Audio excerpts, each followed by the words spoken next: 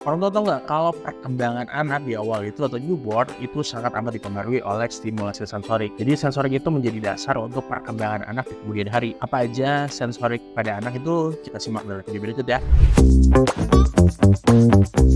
Preview.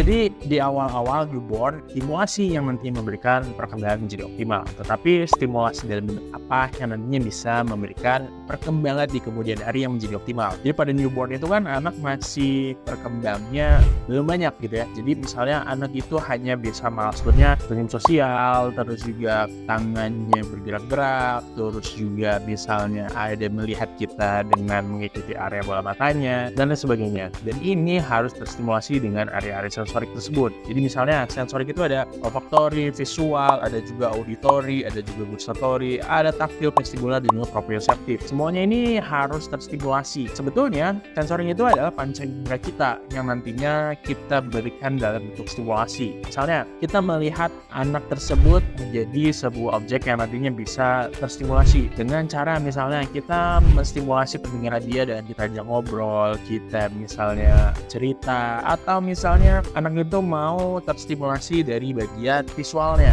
Kita berikan warna-warna yang kontras, contohnya warna-warna dasar pada anak itu menjadi stimulasi visual. Atau misalnya kita memberikan pelukan, kita memberikan dekapan, itu kan menjadi salah satu stimulasi sensorik juga yang nantinya menjadi stimulasi sensorik peraba. Dan ini harus terstimulasi di awal-awal anak itu lahir, karena sensorik itu menjadi dasar dari piramide of learning. Kalau misalnya sensorik ini terlatih, nanti di kemudian hari atau untuk milestone selanjutnya juga akan bisa tercapai. Nanti setelah usia 6 bulan, motoriknya mulai banyak berkembang. Contohnya misalnya anak mulai duduk, anak mulai bergerak-gerak tangannya, atau misalnya anak kepala mulai tegak dan sebagainya. Tapi di awal-awal 0-3 bulan semuanya itu dalam bentuk sensorik. Dan ini sangat amat penting orang tua untuk menstimulasi. Nggak cuma itu, kalau misalnya ada area perkembangan yang terlambat juga, bisa kita telusuri lagi, jangan-jangan ada area sensorik yang kurang terstimulasi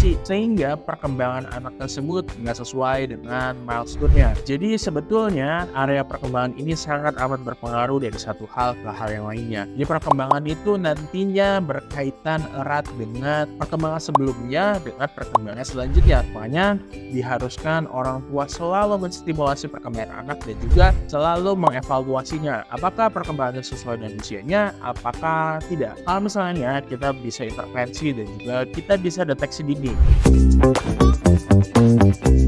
Preview. Dipastikan kalau di usia-usia emas anak perkembangannya optimal, bisa jadi di kemudian hari anak itu menjadi anak yang cerdas.